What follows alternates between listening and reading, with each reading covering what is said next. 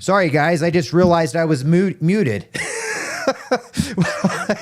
Oh, man, it's day 2 of this, you guys. Well, welcome to the Idaho Reload, brothers and sisters, and welcome. Welcome to the live show today. Sorry for that that dead silence of me talking.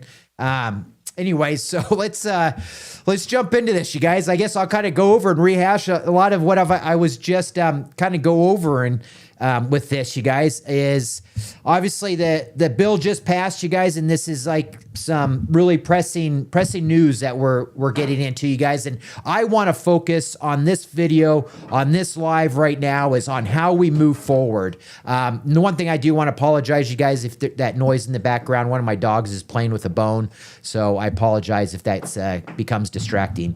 But I know there's a lot of creators and there's a lot of videos that are out there right now wanting to hammer it home to the Republicans and how they're trash and everything else. And they are.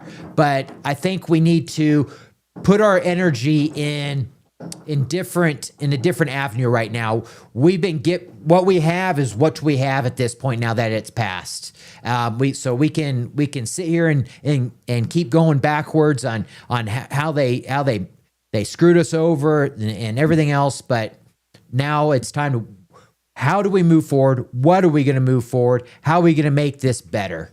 And how are we going to put together a game plan? We need to secure our rights, because I think a lot of things, if we don't do some things right now that are crucial, I think it's going to be a detriment for us big time in the future, where it could what they did will backfire.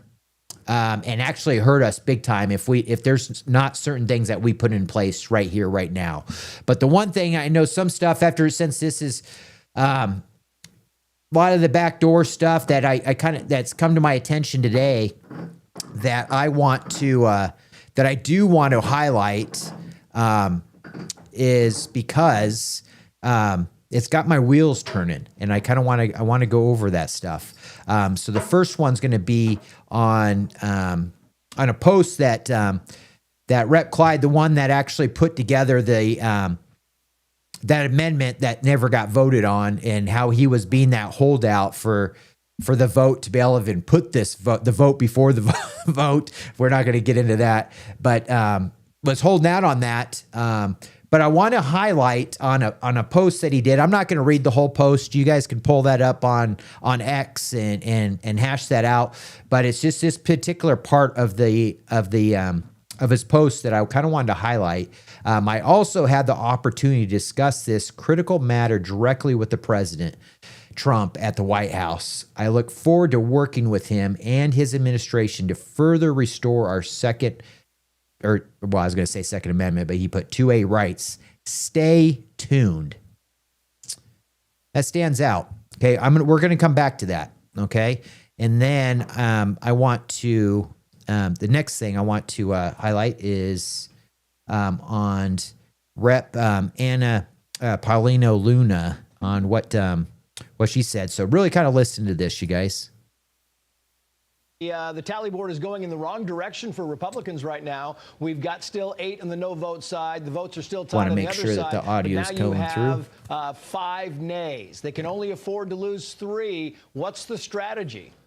Well, I think that you're going to see a lot of people who haven't voted that will come out in support of this. And then also to remember, I think that this really comes down to 3 members specifically. That would be Chip Roy, Keith Self, and then Andy Harris. What I can also tell you is that I'm hearing that there are active negotiations, and that these people have made direct conversations and negotiations with the president. Right there. So right there. I would say to those people, I understand about the concerns with the debt. We all have these concerns. But remember, this is a multifaceted approach on how to deal with what's happening, on delivering with the president's promises to the American people, which the White House has stated. I'm going to stop that right there, because that's the part that I really wanted to highlight, is the holdouts, including Rep. Clyde and everything else, on making deals with the president. So what kind of stands out to me a little bit is what deals? What did they make? What deals did they make? So here's here's the one aspect that kind of concerns me a little bit is that any executive action. So you guys correct me. So I'm not an attorney, you guys. This is just stuff that's just spinning around in my head, and that I'm just kind of spitballing, you guys. So put your comments down below what your thoughts are on that. But the one thing that really kind of concerns me is any executive action. So because an executive order to me could be undone. Right? So next Democrat president come in, whatever their executive action that he does could be undone. So just kind of spitballing as I was thinking about it today as I was pondering on today, is that let's say he did an executive action that took there. Is there a situation where if he did do an executive action that another president wouldn't be able to reversing that executive action because it would just be putting in a registry without a tax? So it would get shot down in the courts if a president tried to undo that. So it's kind of, I don't know, that's something that a little bit to ponder on a little bit, because it's been standing out in my mind going, okay, because to me, initially, it's kind of like, well, you do an executive order, it can be undone. But you can't really do an executive order that is unlawful, right? So it's kind of ironic that it wouldn't be unlawful for him to do it, because there's an unconstitutional law going on right now after this becomes in effect, that of a registration without a tax, but which only holds it together. Only reason they're able to have the registration is because of the tax, to prove that you paid the tax, right? So would a President bill undo that executive order, putting in a registration that would be unlawful? So yeah, give me a comment down below what your guys' thoughts are. I want to have a conversation about that, because that's really kind of got me thinking. It'd be even better if we had an attorney that would be able to comment on this. And then two, I think the best course action. So before I actually get into this, I want to highlight a post that GOA did. So the GOA, anyways, let's go to, so because Congress only zeroed out the tax, we're preparing a legal challenge to strike down the rest of this abusive federal power grab. So, and obviously they got, in their image here, they got the image of all the firearms groups and everybody that's backing it and everything else. So it's obviously not them. Obviously got a lot of pro-gun groups ready to fight. So, which is great, because that's what it's going to have to take. Is that I mean, one thing that the Zero did. I mean, if we're going to make what's the saying? Made whatever out of lemons, whatever. You know what I mean? Can't think of it at the moment. But if we are to make something better out of this, the one thing that it does do is it does make it easier to challenge, because there's no purpose to the registration anymore, because there's no tax, right? So as I mentioned on the stream yesterday, my thoughts on this is that to make it easier, because a lot of people are talking about the Supreme Court, that it's never, because they're not which is true, which they don't, it's like anything that has to do with guns or 2A or anything, they don't take up the cases, right? But so I get the negativity that, and it would take years for it to get up to the Supreme Court. But I guess my thought process on this a little bit is that, do we need it to go to the Supreme Court? If we actually got judgments in several districts, and even if we got some so I guess my thought is, if we got, so with Pam Bondi, if she wasn't, maybe that's another part that is the deal that Trump made, is that my DOJ is not going to fight a fight against this. So, which would be great. But I guess my thought process, like I mentioned in the stream yesterday, is that we have the DOJ, we have the Attorney General Pam Bondi on board to say when this goes to legal challenge that she's just, nope, I'm out. That sorry, let me get back to the regular screen here. That we're not going to fight it. That they believe that it's unconstitutional also, so they're not going to fight it. So if you're fighting an unconstitutional thing and there's no fight in the other party, the government isn't wanting to fight or willing to fight, by de facto, it's beat in any court, any district that it goes to on the fight. I'm a layman here. I'm not an attorney. This is my simple mind thinking about this. If the Attorney General of the United States, the DOJ that she leads up, is instructed not to fight this unconstitutional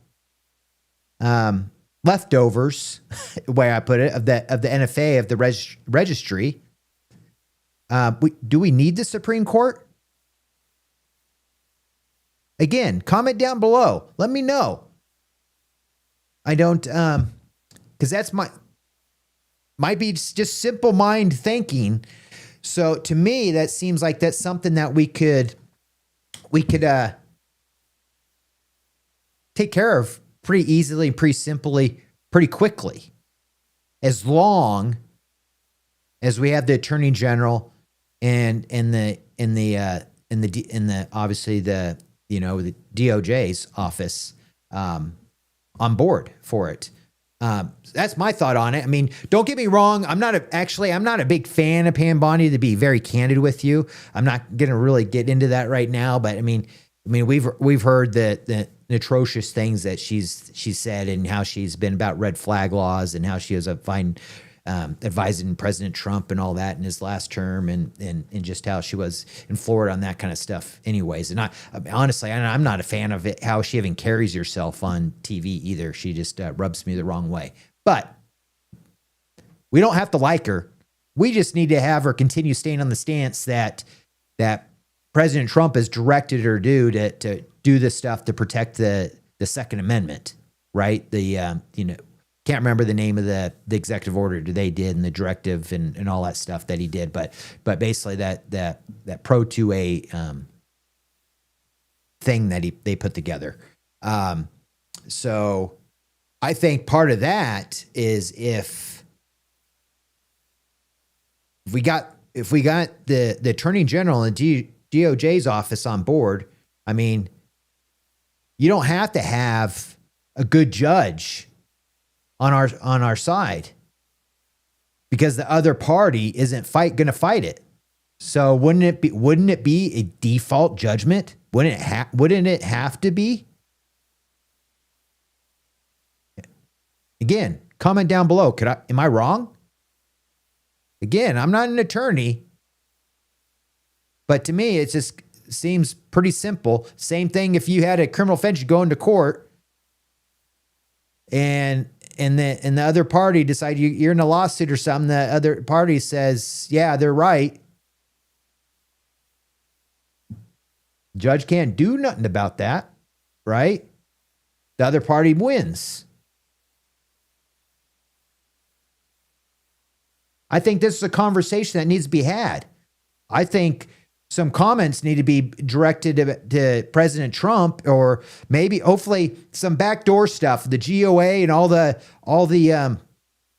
2A groups and everything else, FPC and all them, that NRA, seems like they've kind of taken a really good turn lately. It kind of surprised me. I'm still a little standoffish when it comes to them, but they've been doing pretty good when it's been come to this bill, to be honest with you.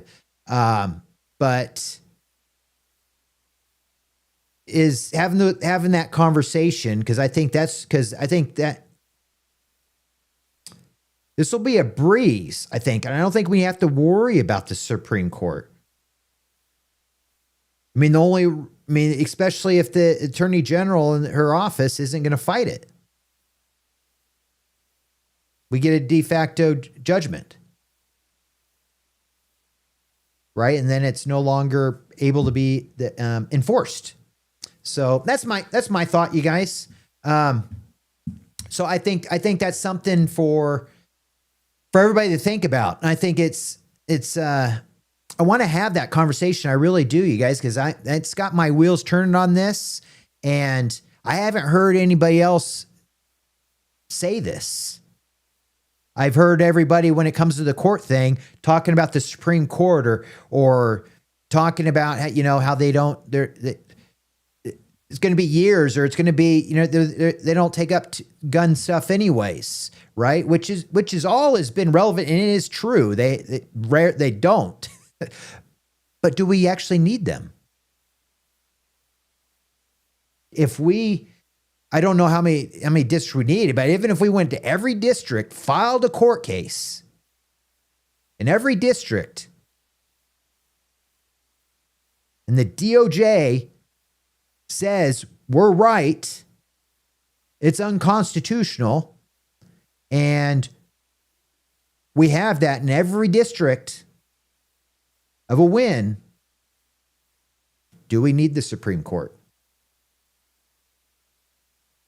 I know it sounds a little too easy. I believe me, I get it. Even coming out of my own mouth, I get that. But we only need the Attorney General and the DOJ's office on our side. That's it. Again, am I wrong on this? Like somebody else with probably a little bit more authority, an attorney or constitutional attorney, weigh in on this. Because I don't think a lot of people are thinking this angle. Everybody's thinking about how it always is with the Attorney General's office, or how it always is with all this stuff, because all the bureaucracy and everything else.